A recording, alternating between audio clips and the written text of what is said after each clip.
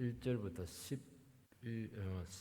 19절까지는 그 유언입니다. 다윗의 유언, 마지막 유언이고, 우리 지난주에는 어떻게 하면 하나님 나라가 부흥될 수 있을까? 그것은 다윗처럼 하나님 말씀에 어떻게 하면 순종할 것인가 하는 것에 대한 아주 그 유언 같은 말씀이었죠. 다윗 자신이 하나님 말씀에 헌신된 종이었고, 말씀으로 왕이 되었고, 말씀으로 나라를 세웠고, 말씀으로 부흥을 일으켰습니다.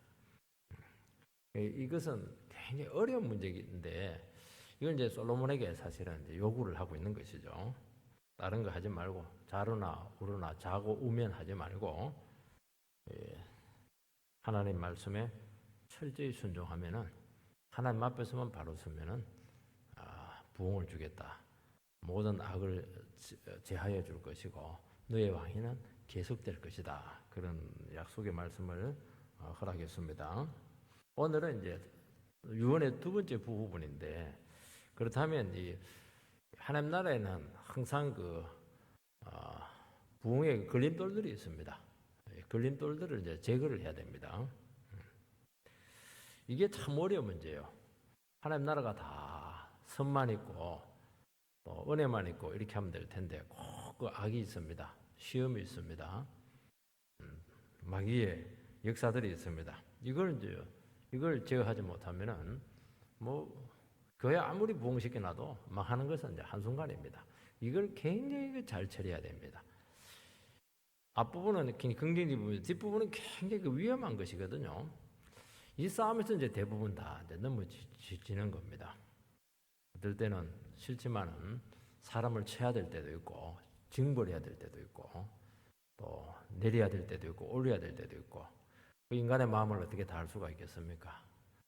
참 이 예민한 부분, 이 부분에 대한 이해가 없으면은 굉장히 그 어려워지는 겁니다. 그래서 성경은 이 악에 대한 부분, 이 부분을 어떻게 처리해야 될 것인가 하는 것에 대한 지혜로 가득 차 있다는 것을 알 수가 있습니다. 다윗은 여러 사람을 얘기하지 않고 딱 두 사람을 지목을 하는데, 사실은 더 위험한 사람이 한 사람 더 있었습니다. 자기 아들 아도니아가 더 위험했는데, 역시 그 아들은 좀 이렇게 어려운가 봐요. 누구를 지목을 하냐니까 요압하고 시므이 이 두 사람을 딱 지목을 해서 이 노인들 절대로 벽발로 곱게 죽게 하지 마라. 다윗의 입에서 어떻게 이 하나님 마음에 합한 사람인데 이 성군 다윗의 입에서 이런 말이 나옵니다. 서리빨이 확 돋죠. 이 두 노인들 절대로 곱게 죽게 하지 말라 하는 겁니다. 인간적으로 봤을 때는 이 현자가 이런 말을 할 수가 있겠는가? 그렇지가 않아요. 이 사람들이 얼마나 하나님 나라 위험한 인물인가 하는 것을 다윗은 그들을 겪어보면서 충분히 알았거든요. 다윗은 그들을 얼마든지 능력의 종이니까 다스리고 제어를 할 수가 있는데 솔로몬한테는 안 된다고 본 겁니다. 그래서 네가 적절하게 알아서 지혜롭게 처리해라, 그렇게 한 겁니다. 왜냐하면 그 말을 안 해놓으면 결국 공신들인데 평생 다윗과 손잡고 함께 나라를 세운 사람인데 어떻게 그 사람들을 징벌할 수 있겠는가, 제거할 수 있겠는가.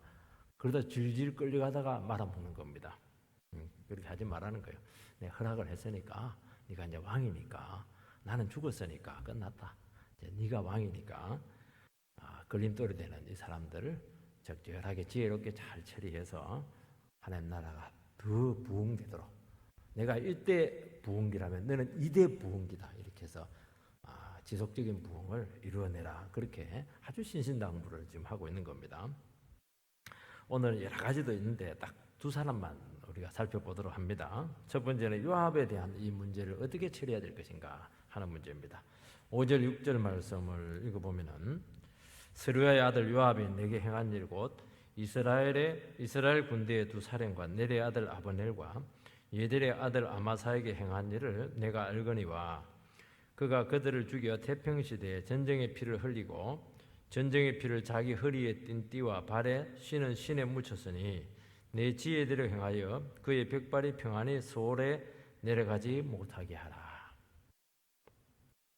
요압은 잘 알다시피 다윗의 군대 장관, 제2인자입니다. 제2인자. 아주 유능한 장수였습니다. 그 조카예요, 조카. 다윗을 처음부터 도왔던 개국 공신입니다. 저는 옛날에 용의 눈물이라고 하는 그 드라마 보면서 그 이방원이 밑에 보니까 이숙분이라고 하는 인물이 있더라고요. 이숙분. 이 사람은 정말 모든 반란을 사실은 다윗이 아니고 이방원을 대신해서 처리를 해주고 정도준도 뭐 제거를 하고 이렇게 했는데, 그래서 나라를 왕권 중심의 기틀을 마련하는 아주 결정적인 역할을 해요. 이제 싹 제거해놓고 나서 이제 이방원이가 이제 죽게 되는데, 이숙분이가 알아요. 이방원이가 자기를 제거하려고 한다는 거. 왜냐하니까 세종대왕한테는 이 사람이 굉장히 걸림돌이 되거든요. 그 마지막 만찬하면서 자기 스스로 그냥 부인은 처가로 보내고 식구들은 다 흩어버리고, 근데 하필이면 어디로 보냈냐니까 제 고향인 함양으로 보냈어. 함양으로 보냈. 죽여달라 이렇게 했는데 죽였지는 않고 거기서 이제 땅 줘가지고 살게 합니다. 그걸 보면 참 정치의 세계는 냉정합니다. 냉정해. 그래 정리를 해놓으니까 세종대왕이 이제 사실은 꽃을 피웠죠. 그런 인물이에요. 이 요압이라고 하는 사람이 굉장한 인물이죠. 그리고 특히 다윗에 대해서 특별한 충성심을 갖고 있었습니다. 공을 많이 세웠습니다. 다윗은 아들한테 이 노인 요압을 곱게 죽도록 주지 말아라, 그렇게 유언을 합니다. 왜냐하면 다윗은 그와 함께 같이 손잡게 됐지만은 그 결정적인 잘못을 잊을 수가 없었어요. 이걸 보면 다윗 정말 무서운 인물이네. 마음에 칼을 탁 차고 있고 한 번 딱 눈밖에 나면 절대로 이 사람 용서하지 않는 사람이구나. 아니 평생 이용하고 말이지 동력을 하고 나서 그냥 아들에게 제거하라고 몰래 유언까지 하고, 아무리 정치세계가 비정하다고 하지만은 그럴 수가 있겠는가, 그렇게 볼 수가 있습니다. 그러면서 또 우리는 인간에 대해서 생각을 할 수가 있어요. 인간은 죄 지은 사람을 절대로 용서할 수가 없는 존재구나 하는 것이죠. 그래서 우리는 이 세상 살아가면서 할 수 있으면 막 사람 막 화내게 하고 분노케 하고 막 배신 주고 이렇게 하지 마시기 바랍니다. 한 번 더 이게 앙금에 걸려 있으면 이게 안 풀려요. 잘 안 풀립니다. 십자가 앞에서 눈물을 그렇게 했는데도 그래도 잘 안 풀려요. 이게 뭐 이해한다, 그냥 용서했다 그렇게 하지만은 남아 있어요. 잘 해소가 안 되는 게 그 인간의 문제인 것 같습니다. 그래서 우리는 그렇게 나는 왜 예수님은 다 용서했는데 나는 용서가 안 될까? 예수님이 아니라서 용서가 안 되는 거죠. 그래서 우리도 완전히 용서할 수도 없어요. 그래도 우리가 완전히 용서받을 수도 사실은 없는 거예요. 현실적으로. 온전히 용납할 수 있는 분은 정말 하나님 한 분밖에 없습니다. 하나님께서 그 순간순간 지켜줘야 된다는 것을 우리는 기억해야 됩니다. 그래서 할 수만 있으면 어떻게 하든지 그렇게 발목 잡을 그런 일들 만들지 말고 어떻게 하든지 잘해주고 화평하게 지내시기 바랍니다. 그리고 혹시 내가 잘못한 일이 있다든지 그 다른 사람에 대해서 아주 치명적인 아픔을 준 것이 있다면은 하나님 앞에 철저히 그것을 회개하시기 바랍니다. 그러면 하나님께서 그걸 이기게 하고 문제가 안 되도록 그렇게 한다는 겁니다. 결국에는 그런 사람들의 특징이 뭐냐니까요. 인생의 결정적인 순간에 그런 사람이 나타나 발목을 딱 잡고 물고 늘어지기 때문에 인생이 그냥 거기서 그냥 끝나는 거거든요.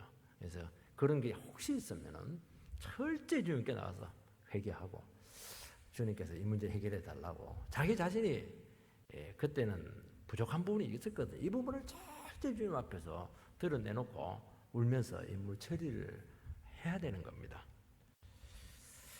다윗이 솔로몬에게 유언을 한 것은 사실은 개인적으로 용서를 못한다든지 속이 좁다든지 정치적인 어떤 감각이라든지 그렇기 때문에 그런 게 아니에요. 개인적인 감정이 아닙니다. 하나님 나라가 너무 소중했기 때문이죠. 그리고 이 요압이라고 하는 인물이 하나님 나라에서 얼마나 위험할 수 있는 사람인가 하는 것을 그 사람은 알았기 때문입니다. 그러니까 하나님이 세우신 나라가 소중해서 그런 것이지 그 사람을 위해서 그런 것은 아니라는 거예요. 하나님 나라 부흥을 막는데 최고의 걸림돌이 될 수가 있었다는 것입니다. 다윗은 얼마든지 이 사람을 제어를 해요. 또 카리스마도 크고 또 훨씬 이 사람은 지혜롭죠. 능력도 있기 때문에. 근데 솔로몬은 어렵다고 판단을 내렸던 것입니다. 요압이 아무리 아버지를 도와서 큰 공을 세웠지만은 절대로 중용하지 마라. 그리고 잘못 있을 때는 눈치 보지 말고 과감하게 그 문제를 처리해라. 이렇게 지침을 딱 내렸죠. 이 지침을 내린 것은 정확한 거예요. 나중에 요압이 결국에는 그 처리가 됩니다. 처리가 돼요. 용서를 못 받죠. 용서를 못 받아요. 그러니까 기름 부음 받은 이 주의 종 다윗의 눈이 얼마나 무서운가 하는 걸 알 수가 있어요. 다윗이 저 사람 안 된다. 그래놓고 가버리니까 안 되는 거예요. 이게 참 무섭습니다. 말씀의 세계라고 하는 것은 그러면서 이제 근거로 두 가지를 제시를 합니다. 요압의 여러 가지 잘못도 있는데 공도 엄청나게 많고 잘못도 많아요. 근데 특별히 두 가지 잘못을 거론을 합니다. 그 하나가 뭐냐니까 이스라엘의 군대 장관 아브넬과 또 압살롬 반역할 때 그의 군대 장관이었던 아마샤 이 두 사람을 죽인 겁니다. 이 두 사람. 그다음에 정적인데 죽일 수 있는 거 아닌가 하는데 아니에요. 이 죽여서는 안 되는 겁니다. 왜 죽여서는 안 되냐니까 태평시대에 전쟁의 시대가 아니고 태평시대에 이 사람을 죽여가지고 무지한 피를 흘렸기 때문에 그것이 정확한 이유입니다. 아브넬은 이 사울이 왕이었을 때 이제 군대 장관이었습니다. 그리고 이제 사울이 죽고 나서 다윗이 그 유다 지파의 한 지파의 왕이 되었을 때 다윗 편에 붙으면 되는데 자기는 이제 군권을 가지고 있으니까 사울의 아들 이스보셋을 꼭두가치로 세워가지고 자기가 열 지파를 떼내가서 꼭두각시로 세워서 사실은 이제 왕노릇을 한 겁니다. 왕노릇까지는 아닌데 섭정을 한 것이죠. 그래서 다윗이 7년 반 동안 이것 때문에 굉장히 어려움을 겪습니다. 근데 아브넬은 이스보셋을 딱 왕으로 세워서 통치를 해보니까 바보 같은 줄 알았더니 바보 같지가 않고 쉽게 말도 잘 안 듣고 그리고 보면 알잖아요. 이 사람 한계가 있다는 것을 이제 안 거죠. 그리고 백성들의 마음이 한 7년 지나니까 완전 나라가 확연하게 이제 차이가 났습니다. 하나님께서 다윗은 계속적인 부흥을 줘가지고 함께 했는데 북이스라엘은 계속 침체하는 겁니다. 벌써 이제 답이 나온 것이죠. 백성들의 마음이 그쪽으로 다윗에게로 다 넘어가는 겁니다. 그러면 어떻게 해야 됩니까? 그러니까 아브넬이 이 사람이 군인인데도 불구하고 굉장히 정치적인 감각이 있는 겁니다. 이런 사람을 누구라 하느냐? 정치군이다 그렇게 하는 겁니다. 정치군이 굉장히 무서워요. 이런 사람들이 일처지거든요. 발 빠르게 다윗에게 먼저 찾아갑니다. 찾아가가지고 내가 북이스라엘을 넘길 테니까 우리 같이 협상하자 이렇게 했죠. 다윗은 7년 반 동안 고통을 당했으니까 좋다 이렇게 해서 이제 합의가 된 겁니다. 그리고 이제 돌아가는데 그때 이제 요압이 전쟁터에 갔다는데 어디 갔다 왔다가 그걸 이제 뒤에 한 겁니다. 그래서 급히 쫓아가가지고 아브넬을 그러니까 아브넬이 빨리 도망가야 되는데 경계선에서 신 거예요. 그냥 신데 오라 이래가지고 그냥 친구다 이러면서 오라 해가지고 깔로 찔러서 막 죽여버린 겁니다. 그러니까 요압은 이 사람은요 굉장히 무지막지한 인간입니다. 이 정권욕 이런 데 대해서는 권력욕에 대해서는 피도 눈물도 없는 이런 인물이었어요. 죽인 이유가 뭐냐? 두 가지예요. 물론 이제 하나만 얘기되어 있는데 사실은 하나가 더 있습니다. 자기 동생 아사헬을 죽인 그 원한 때문이라는 것입니다. 다윗과 이스보셋으로 이제 두 나라가 이제 사울 이후에 나누지 않았습니까? 그 다윗 편에는 이제 군대 장관이 요압이고 이스보셋 편에서는 군대 장관이 아브넬입니다. 그래서 두 나라가 이제 두 쪽에 나가지고 이제 경계지역에서 다 대치를 하고 있는데 이들이 싸우지를 않아요. 왜냐하면 어제까지만 해도 형제고 동족이었는데 아니 두 나라가 대치를 하면 싸워야 되는데 싸울 마음이 없어요. 왜냐하면 백성들은 싸울 이유가 없거든요. 왜냐하면 어제까지 같이 형제 자매였는데 왜 싸워요? 그러면 아이고 때가 아니구나 이러면 가면 될 텐데 정치가들 그 군대 장관들은 달랐어요. 그래서 일부러 싸움을 붙입니다. 그래서 전쟁 게임을 합니다. 각 집 각 나라에서 12명이 나와라 이렇게 가지고 뭐 최정예가 나왔죠. 그래서 쌍방에서 칼로 찔러 죽이기 이제 게임을 합니다. 러시아 룰렛 같은 데 보면 어떻게 권총에다가 딱 총알 하나를 넣어 놓습니다. 그리고 나서 뒤로 돌아 등을 딱 떼고 뒤로 돌아 해가지고 열 걸음 딱 하고 나서 쏴 죽이는 거.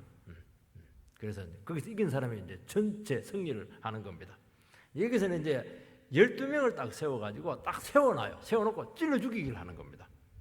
근데 워낙 실력이 막상 막하가지고 다 머리를 잡고 같이 찔러버린 거예요. 24명이 다 죽어버렸어요.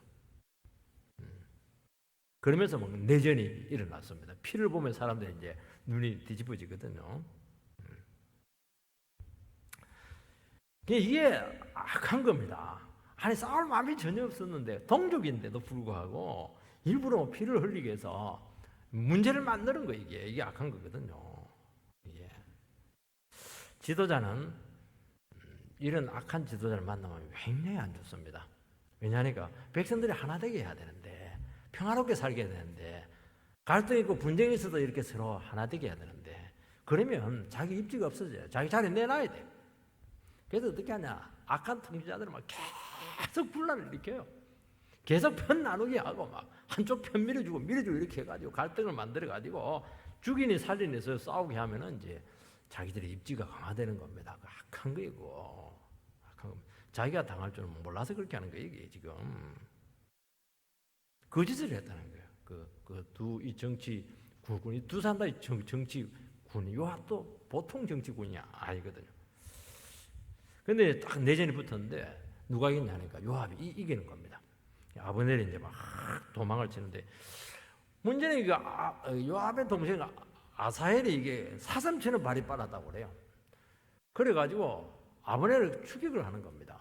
아브넬이 또 야 아사헬아 물러가라. 사실은 아브넬에게 상대도 안 되거든요. 이 사람 상대도 안 되는데 이 발 빠른 것만 믿고 이 재주 있는 게 문제예요. 이게 공명심이 있어가지고 한 건 하려고 막 따라가는데 결국에는 끝까지 포기를 안 한 거예요. 창에 뒤로 빼버리니까 막 그냥 배 찔려서 죽어버렸는데 아버님은 그게 끔찍했던 거예요. 이게 벌써 이 사람들은 미래를 계산하거든요. 사건을 저지르면서도 언젠가는 요압하고 같이 합칠 때가 있을 텐데 이게 문제가 될 수가 있는 거예요. 사실은. 그래서 너는 절대로 돌아가는데 뭐 끝까지 안 돌아가는 바람에 결국에는 살인을 하게 되는데 생각에 따라서는 그 정상방이거든요. 그게. 근데 요압은 딱 마음에 칼을 푸는 겁니다. 용서를 못하죠. 이 개인 감정이 생긴 것입니다.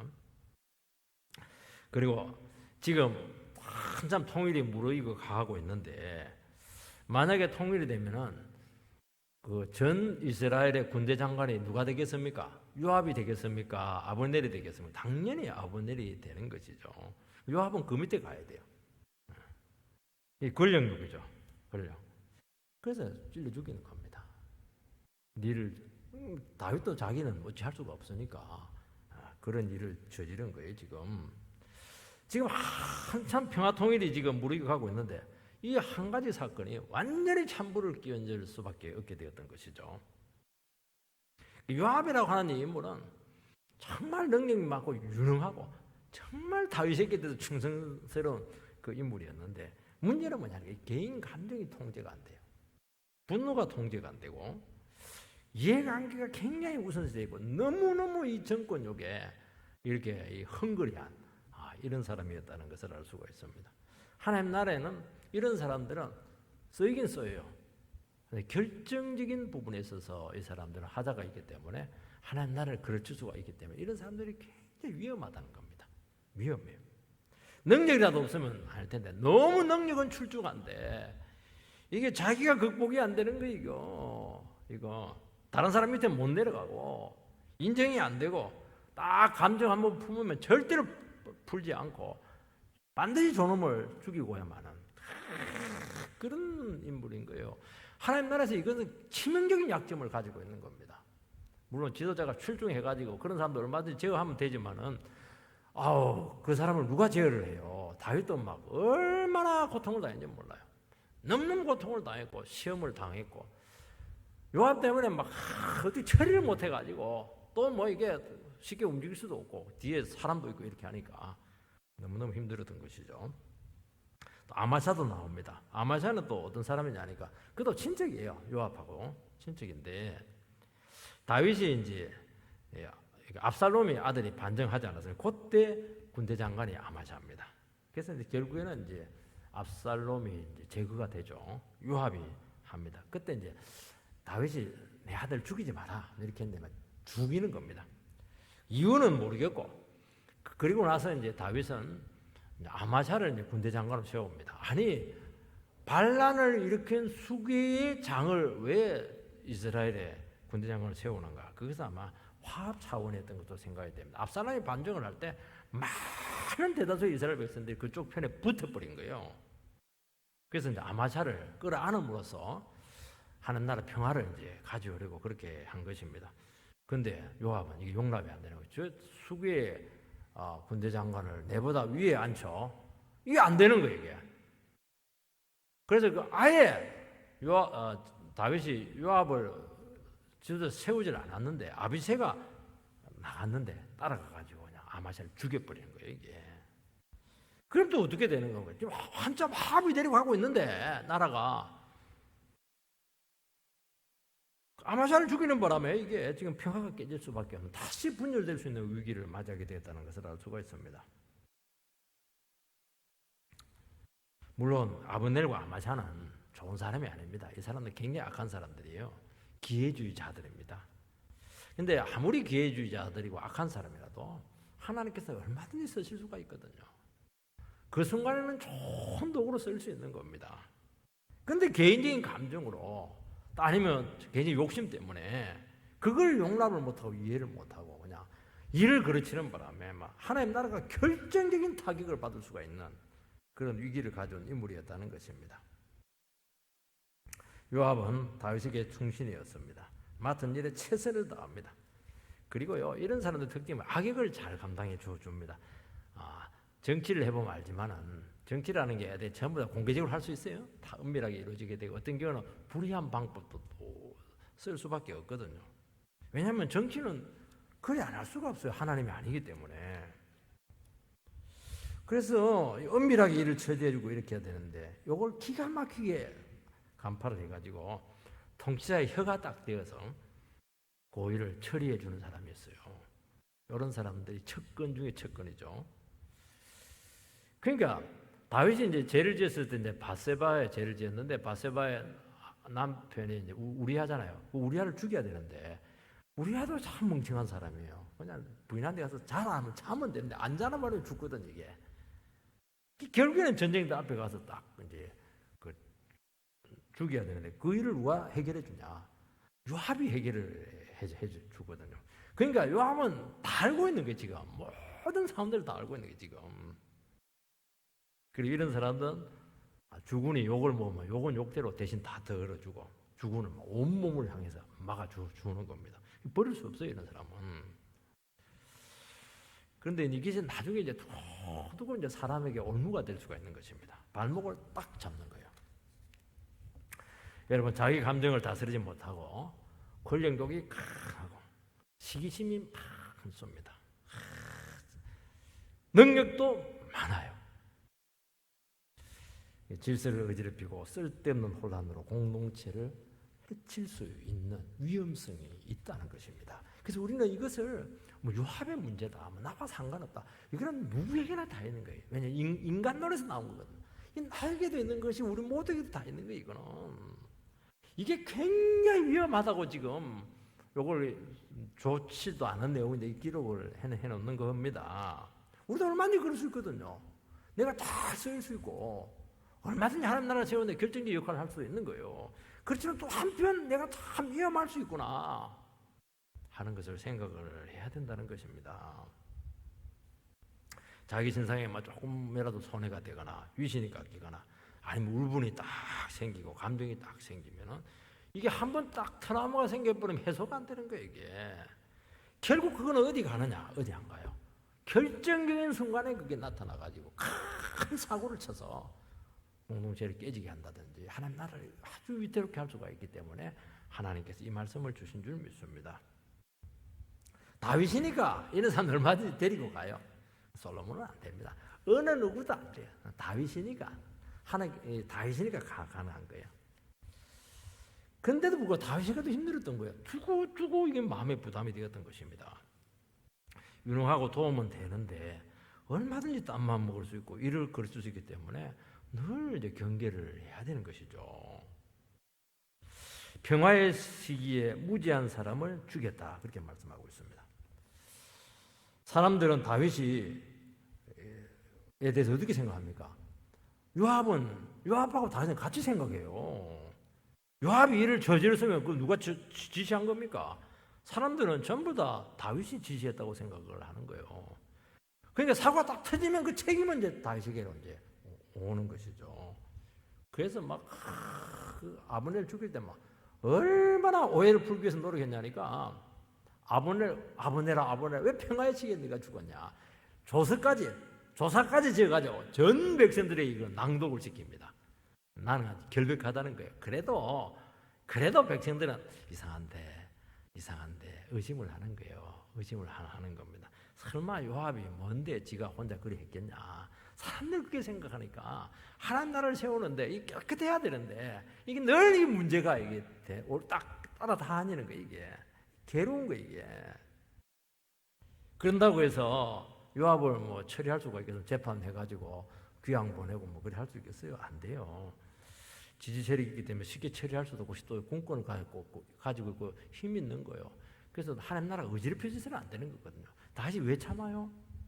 어떻게 세운 나라인데 그 사오르게 짓밟으면서 정말 눈물 콧물 다 흘리고 온갖 그냥 고통 다 당하면서 그렇게 세운 하나님 말씀의 나라인데 어떻게 그 한 사람에 의해서 할 줄 참아야지 뭐. 그럴 수밖에 없는 거예요. 요압에게 기회를 주어 어떻게 하는지 깨닫고 건신하기를 이제 바라는 마음으로 그렇게 마음을 가지고 있었던 것입니다. 그래서 교만한 사람은 특징이 하나가 있어요. 고개를 못 숙여요. 그 정도 되면 이제 되게 알아야 되거든요. 그렇구나. 내 한계를 알고 고개 들면 이게 안 되는구나. 굉장히 위험하구나 하는 것을 알아야 되는데 이게 안 되는 거예요. 결국에는 문제가 돼요. 그래서 절대로 말로가 좋지가 않아요. 말로 좋지 않아요. 솔로몬이 하나님이 세운 왕인데도 불구하고 막판에 다윗이 힘이 쫙 빠지니까 누구 편에 붙냐니까 당연히 다윗 편에 붙고 솔로몬 편에 붙어야죠. 정말 다윗의 첩권 중에 첩권이었으면 근데 아도니아 편에 또 붙는 거예요. 이게 굉장히 계산이 빠른 사람이죠. 이런 사람의 특징은 넘지 말아야 될 선을 지키지 못해요. 이게 문제입니다. 여러분들이요 신앙생활을 하고 믿음 생활하고 교회를 또 세워나가고 우리가 사회생활하고 이렇게 할 때 하나님께서 우리 각자에게 선을 딱 주었어요. 한계가 있어요. 생각할 이상을 생각하지 말아야 되고 하지 말아야 될 처신을 하지 말아야 되는 것이 있습니다. 그런데 이걸 보지 못해요. 이걸 쉽게 생각하는 겁니다. 이게 딱 한계가 있거든요. 그래서 몇 분 이렇게 해봐도 괜찮거든요. 계속 하는 거예요. 그러다 덜컥 한 번 걸리면 거기서 바로 스스로 자기 무덤을 파게 되는 것이거든요. 그 선은 굉장히 중요한 거예요. 그 선, 하나님 나라는 질서로 의해서 움직이잖아요. 하나님께서 그 선 안에서 얼마든지 자유할 수 있고 풍성하게 살아갈 수가 있고 하나님 뜻을 나타낼 수 있고 그렇게 되는 겁니다. 욕심이 많으니까 만족이 되지 않고 결국에는 딱 선을 나중에 보면 시므이도 마찬가지예요. 예루살렘에 있으면 되거든요. 종이 그냥 도망을 가란 말이에요. 결국 그 솔로몬과의 약속을 어기고 그냥 찾아러 갔다 그 자리에 죽잖아요. 왜냐하면 그 사람이 위험 인물이기 때문에 그 안에 있으라고 하면 있어야 돼요. 예루살렘에 있는 거니까 제일 좋은 자리에 놔둔 거잖아요. 물론 답답하게 있겠지만은 그래도 위험하기 때문에 그 자리에 딱 가둬둔 거거든요. 그럼 가두어 있으면 돼요. 근데 막 어디 종이 말이지 내 재산을 빼가지고 도망을 가. 그 딱 갔죠. 종 보내가지고 데려오면 되잖아요. 자기가 가는 거예요, 이게. 스스로 무덤을 판 것이죠. 그러니까 결국에는 나타나는 거예요, 이게. 여러분 평상시에 이게 겸손하게 안 돼 있으면요, 반드시 나타나는 겁니다, 이게. 그래서 한 번 딱 걸리면 끝나는 겁니다. 그게 무서워요. 참 신앙생활 하는 게 이거 쉬운 게 아닙니다, 여러분. 다윗에게는 너무나 필요한 사람이죠. 근데 부담이 되었고 또 이게 다스리는 게 쉽지가 않습니다. 다윗은 요압을 통해서 끊임없이 자기 자신을 깨야 됐습니다. 그냥 털 시험거리니까. 그러면서 끝까지 이제 하나님을 바라보게 하는 또 좋은 또 약으로 썼어요. 요압을 제압하거나 화를 낼 수 없는 것이 자칫 이를 그르칠 수가 있기 때문이었죠. 그리고 참 여러 가지 힘든 그런 수습 과정이 있었다는 것을 알 수가 있습니다. 그래서 참 이런 것들도 하나님께서 같이 한 거예요. 그것이 우리 영적으로 또 도움이 될 수가 있어요. 이렇기 때문에 더 기도하게 되고 더 조심하게 되고 더 바르게 하게 되고 이렇게 하는 것입니다. 하나님 나라를 그렇게 세워져요. 다윗도 이 좀 필요했던 것으로 생각이 돼요. 왜냐하니까 다윗처럼 존경받는 사람이 누가 있어요? 다윗 정말 위대한 인물이죠. 그래도 옆에 가시를 하나 딱 붙여놔가지고 늘 뒤집어지고 늘 시험 들고 늘 기도하게 하고 이렇게 하면서 다윗도 좀 더 닦이고 그러면서 덜 사고를 치게 된다 하는 것을 알 수가 있습니다. 다윗은 솔로몬에게 요압의 처분을 맡기고 있습니다. 다윗은 어찌어찌 감당을 했지만은 아무리 용서해주고 싶어도 아주 하나님 앞에서 결정적인 곤란한 문제가 하나가 남아 있습니다. 그 문제가 뭐냐니까 평화의 시대에 무지한 피를 흘린 것입니다. 전쟁의 시대는 상관이죠. 싸우니까. 평화의 시대는 무지한 피를 흘리면 안 돼요. 왜냐하니까 그 무지한 피에 대해서 하나님께서 넘어가지 않습니다. 그게 문제예요. 다윗 시대 때 별 이유가 없는데 3년 기근이 생겼어요. 하나님께서 기도를 하니까 사울이 무지한 자의 기본 사람들 무지한 피를 흘렸다는 거예요. 그래서 사울의 아들 7명을 데리고 나와서 그냥 나무에 달아 죽입니다. 하나님 저주죠, 이게. 그러고 나서 이제 사실은 흉년이 이제 멈추게 된 거거든요. 하나님은 무지한 피를 흘린 것에 대해서 용서하잖아요. 그래서 피를 흘리지 말라는 겁니다. 그 정치하는 사람들이 피를 흘리면 그게 어디 갑니까? 절대로 어디 가잖아요. 무지한 피를 흘리면 안 돼요. 만약에 다윗이 이 문제를 처리하자면 지금 요압의 그 무지한 피를 흘린 이것을 처리하지 못하면 어떻게 됩니까? 결국은 솔로몬에게 그 짐이 되는 겁니다. 하나님 나라에 반드시 그 저주로 나타나게 될 텐데 처리를 해야 된다는 겁니다. 그래서 반드시 평화의 시대에 무지한 피를 흘렸기 때문에 반드시 처리해라. 두고 하나님 나라에 악영향을 초래할 수가 있다는 것을 이야기하는 것입니다. 그 당사자를 처리하라는 것입니다. 그러니까 명확한 이유가 있는 거예요. 하나님 나라는. 두 번째는 이 시므이에 대한 처리가 나옵니다. 8절 9절 말씀을 보면 바울임 베냐민 사람 게라의 아들 시므이가 너와 함께 있나니 그는 내가 마하나임으로 갈 때 악독한 말로 나를 저주하였느니라. 그러나 그가 요단에 내려와서 나를 영접함으로 내가 여호와를 두고 맹세하여 이르기를 내가 칼로 너를 죽이지 아니하리라 하였노라. 그러나 그를 무지한 자로 여기지 말지어다. 너는 지혜 있는 사람이므로 그에게 행한 일을 알지니 그의 백발이 피 가운데 서울에 내려가게 하라. 그렇게 또 예언을 하고 있습니다. 베냐민 지파 사울의 사람 시므이에 대한 처리가 나옵니다. 시므이는 압살롬 반정으로 다윗이 궁을 버리고 이제 도망갔을 때 따라오면서 얼마나 그 시므론 골짜기인가 그걸 지나가는데 따라가면서 막 그냥 저주를 퍼부어요. 얼마나 그 저주가 악독했던지 막 살을 에이는 저주였다. 이제 그렇게 이야기를 합니다. 이게 되어 있잖아요. 살을 에이는 살을 에이. 다윗은 끝났다고 판단을 내린 것입니다. 왜 시므이가 이런 저주를 했냐니까 지금까지는 숨기고 있었죠. 아니면 충성을 했어요. 근데 딱 다윗이 쫓겨나니까 그때 딱 본색이 나타나게 된 것이죠. 왜냐하면 이스라엘의 왕은 사울 집안에서 나와야 되는데 다윗 집안에서 왕권을 강탈해 갔다고 생각을 한 겁니다. 그러니까 막 화가 난 거예요. 분노가 난 겁니다. 그러니까 이 시므이라고 하는 사람은 이 다윗 가문의 뿌리 깊은 원한을 가지고 있었어요. 그 이 사람의 목적이 뭐냐? 사는 목적이 뭐냐? 다윗 가문을 망하게 하는 거예요. 헐뜯는데 저주하는데 혈안이 된 사람이었어요. 지금까지는 가만히 있다가 딱 기가 되니까 탁 드러나게 된 것입니다. 이런 사람을 뭐라고 하냐니까 방골 기질이 뼛속 깊이 박힌 사람이다 하는 것인데, 이 사람은 끝까지 골칫거립니다. 안 바뀌어요. 방골 기질, 방골 기질 좋은 게 아닙니다, 여러분들. 왜 방골 기질을 가지고 있어요? 성령의 기질을 가져야지. 다윗은 이 저주에 그를 죽일 수 있는데도 불구하고 하나님 바라보고 참습니다. 근데 또 놀라운 사실은 다윗이 이제 발랑군을 진압하고 딱 궁으로 돌아올 때 제일 먼저 맞이한 사람이 누구냐? 시므이입니다. 그래 와가지고 사람들 끌고 가지고 용서해달라고, 그때 잘못 알았다고. 그러니까 이 사람 카멜레온이에요. 이 사람은 정치는 이렇게 하는 거예요. 정치는 이렇게. 그 망하면 막 그대로 짓밟아 버리고 다시 일어서면 또 가가지고 팍 숙이고 막 그냥. 다윗은 우리 같으면 어떻게 하겠습니까? 당연히 뭐 손봐버리죠. 이거 제거해버리죠. 이런 카멜레온 같은 인간 이거 용서할 수가 없다고, 덜벌 인간아 이러면서 바로 죽일 텐데 그렇게 하지 않고 다윗은 다윗이에요. 어떻게 하냐니까 승리의 때에 피를 흘릴 수 없다. 하나님께서 이렇게 큰 기쁨을 주고 승리를 주었는데 어디 조물하게 피를 흘리냐, 그렇게 하는 것입니다. 사실은 이제 몰락한 사울 가문이지만은 그래도 왕 가문이잖아요.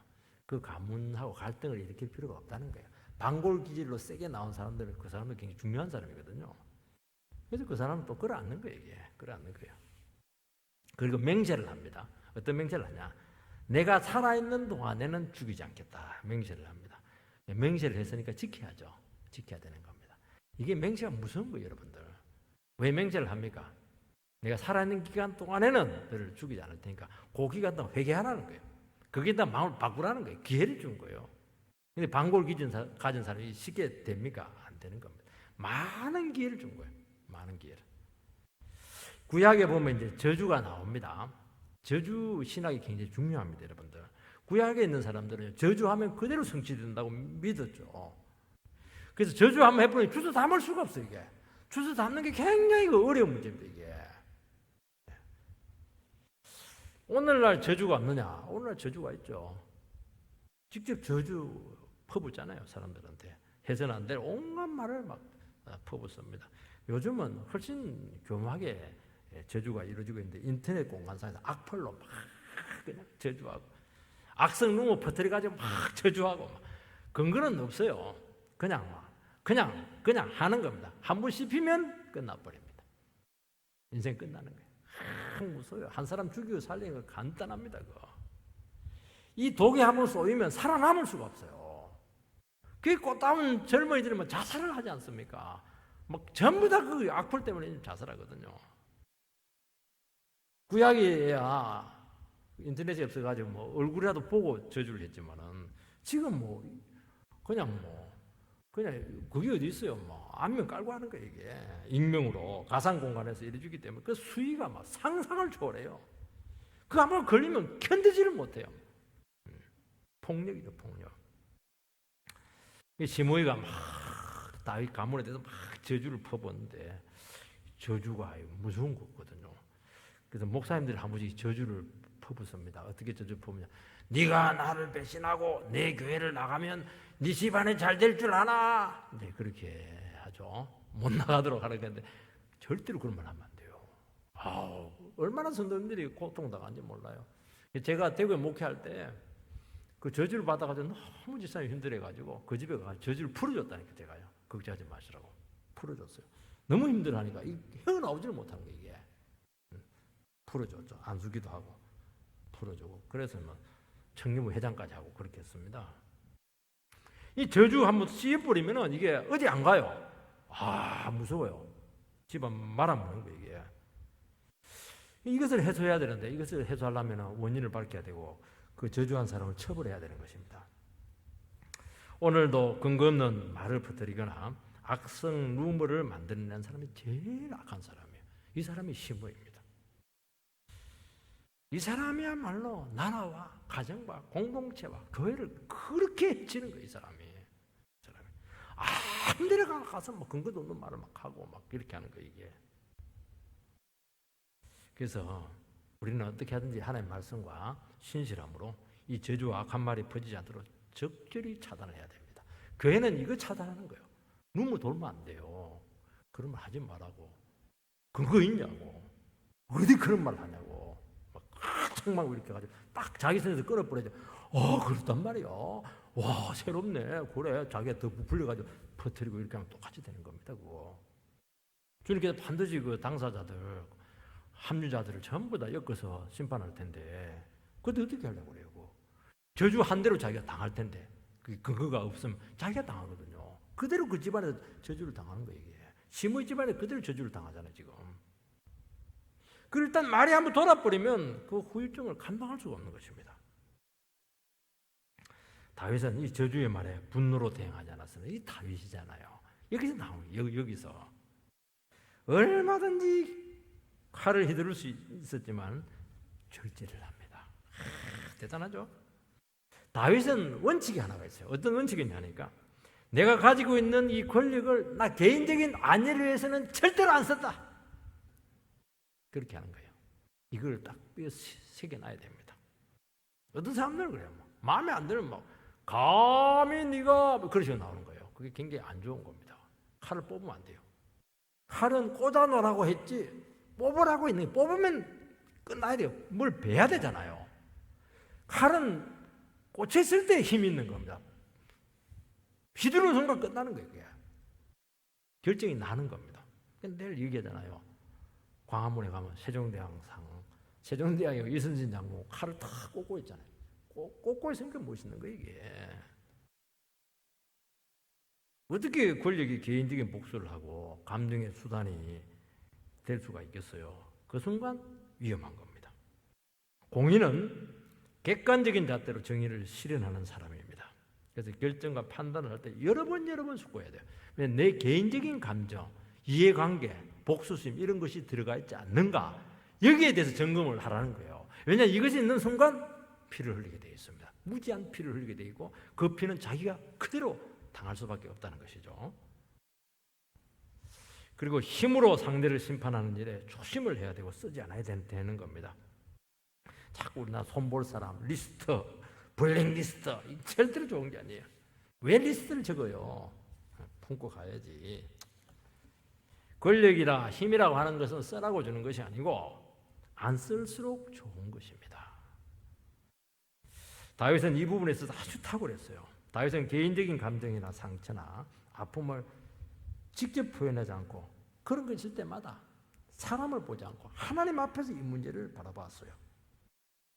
사람을 보지 않고 그 현상을 보았고 하나님이 주시는 상황으로 받아들이고 그런 기회를 통해서 자기를 돌아볼 수 있는 기회로 삼았다는 것입니다. 시므이가 막 또 쫓아오면서 막 저주를 퍼부어요. 이 비루한 자여 망할 놈 이렇게 하면서 이렇게 했는데 그때 아버지가 아비새가 참지를 못해요. 다윗의 경호원이잖아요. 저는 죽이자고 내가 한 칼에 죽이겠다 이러니까 이 스루야의 아들들하고 가만히 있어. 왜 네가 나서냐고.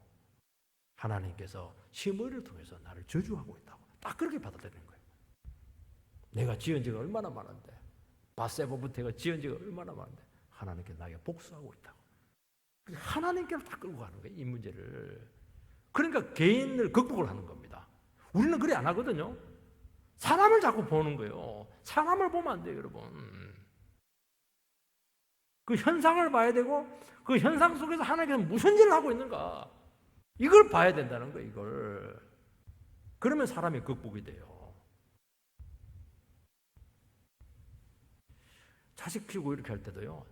미운 자식이 있잖아요. 미운 자식 있으면 뭐 잘못하죠, 당연히. 그러면 애가 미운 거예요. 그렇게 하면 안 되죠. 그 상황을 봐야 돼요. 얘가 굉장히 당황해 하겠구나. 감싸 안아버리면 되는 거예요. 그렇게 키우는 것이지. 사람을 보면 그렇게 미운 거예요, 이게. 여러분들. 그러니까 개인적인 감정에 사로잡히지 않는 것입니다. 도리어 이런 것을 통해서 성령 충만의 기회가 올 수 있다는 것입니다. 그래야 객관성을 유지하게 되고 하나님의 도우심을 받을 수가 있습니다. 일단 분노를 했다. 일단 화를 냈다. 그 순간 이 사람은 하나님의 도구에서 이제 미끄러지는 겁니다. 그 사람에게 엉켜들기 시작해요. 징는 굴치는 달달 엉켜가지고 꼼짝 달싹을 못해요.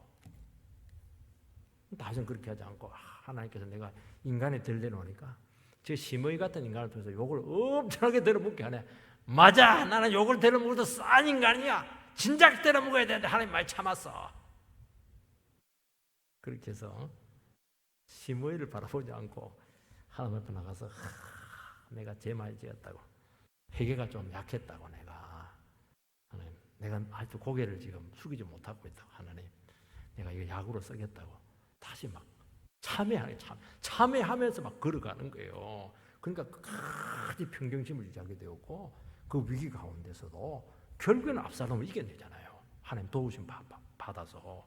근데 그거 붙어버리면 어떻게 돼요? 그거 붙어버리면 거기서 끝나는 거예요. 다 다윗은. 물론 그렇게 했다고 해서 하나님 바라봤다고 해서 다윗이 심의를 완전히 용서할 수 없죠. 어떻게 인간인데 그렇게 할 수가 있어요? 어떻게 아무 감정이 없다고 할 수가 있겠어요? 감정 많아요. 어떻게 좋아할 수 있어요? 절대로 좋아할 수가 없죠. 그러나 그것 때문에 공적인 일이나 중요한 사명을 그르치지 않았다는 것입니다. 여러분, 분노에 사로잡히는 순간 그 사람은 이미 거기서 끝이. 그 사람의 한계라는 게. 성질 팍 내죠? 무슨 제의가 있고 이렇게 할 때 막 수용이 안 돼가지고 막 열받고 이렇게 하죠? 그 사람이 그게 한계야. 그 이상부터는 이야기가 안 돼요. 그 사람 끝이에요. 더 이상 어떻게 얘기할 수도 없고 쓸 수도 없고 어떻게 할 수가 없어요. 근데 그 수준에서 이 사람은 인생이 끝나는 거예요. 그래 하지 마세요, 여러분들. 그럴수록 내가 인간이 더 덜 됐구나. 하나님께서 나를 지금 낮추고 있구나. 그래 알고 함께 탁 무릎 꿇으세요. 그러면 놀라운 일이 생길 겁니다. 끝까지 하나님 앞에 자기 자신을 세워서 분노에 자유할 수 있도록 자기 자신을 붙들어 매시기 바랍니다. 다윗은 두 악한 자를 솔로몬에게 부탁을 하고 있습니다. 다윗이 속이 좁거나 결국 원수를 갚으려고 하는 무서운 사람이구나. 그게 아니라는 거예요. 다윗은 자기 자신의 죽음으로 그들에게 준 기회가 끝났어요. 왜 다윗이 죽을 때 유언을 합니까? 여기까지가 내 한계라는 거예요. 내가 죽을 때까지는 내가 참았다는 겁니다. 이제 내를 죽는 순간 이제 끝났다는 거예요. 그러면 어떻게 해야 됩니까? 악한 자들이 다윗이 죽기 전에 회개해야죠. 회개해야 돼요. 그게 한계라니까요. 살인자들이 그 도피성에 들어가면 재상이 살아있는 동안에는 그 사람은 처벌하지 못해요. 재상이 죽으면 그 사람 문책을 합니다. 그래서 하거든요. 그때 철저히 회개하면 사는 거예요. 근데 그 기회를 길게 줬는데도 불구하고 회개하지 않고 왕권에 도전하다가 나라를 또 어지럽히게 되고 그거는 안 된다는 겁니다. 무섭죠? 무서운 겁니다. 다윗은 지혜롭게 이 문제를 처리하게 합니다.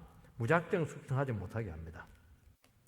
그래서 다윗이 죽고 나서 막 리스트 만들어가지고 요압 그리고 심의 전부 다 경찰 보내가지고 그냥 뚜지 잡아 넣고 막 적폐청산해버리고 그렇게 안 해요. 그 무식한 방법이에요. 그렇게 하면 안 돼요. 악한 자들은 특징이 하나가 있어요. 자기에게 상황이 유리해지면 반드시 본색이 드러납니다. 상황이 불리하면 반드시 숨깁니다. 기다리면 돼요. 기다렸다가 적절히 처리하면 하나님의 공의로 그 문제를 피 안 붙이고 깨끗하게 해결할 수가 있습니다. 본심이 드러날 때까지 기다리면 얼마 지나지 않아서 반드시 스스로 덫에 걸려서 망하는 길로 딱 간다는 겁니다. 불어나고 반역적이고 반골적인 그 기질이 어디 가겠어요? 그거 시간 문제입니다. 드러나는 거는. 그리고 하나님께서 반드시 그 문제와 함께합니다. 왜냐하면 이 사람은 하나님 나라에 걸림돌이 되거든요. 안 되거든요. 이 사람 있으면 안 돼요. 같이 못 간다는 거예요. 이게. 하나님은 하나님 나라를 세우는데 누구보다도 열심히십니다. 어떤 대가를 지불해서라도 악한 자들을 응징하신다는 것입니다. 그리고 하나님께서 세운 종을 붙드셔서 흔들리지 않도록 지켜주신 줄 믿습니다. 그래서 하나님의 종이, 그리고 하나님 백성들이 제한짓고 교만하지 않고 분노하지 않고 복수심 가지지 않고 주님 앞에 끝까지 자기 자신을 지키기만 하면 절대로 망하지 않고 하나님께 반드시 그 사람을 경고에 세워주신다고 말씀하고 있는 거예요. 그러니까 우리가 평소에 하나님 앞에 나가서 철저히 자기 죄를 회개하는 것만이 사는 길이다. 그렇게 우리에게 말씀하신 줄 믿습니다. 그렇게 세워지기를 주의 이름으로 축원드립니다.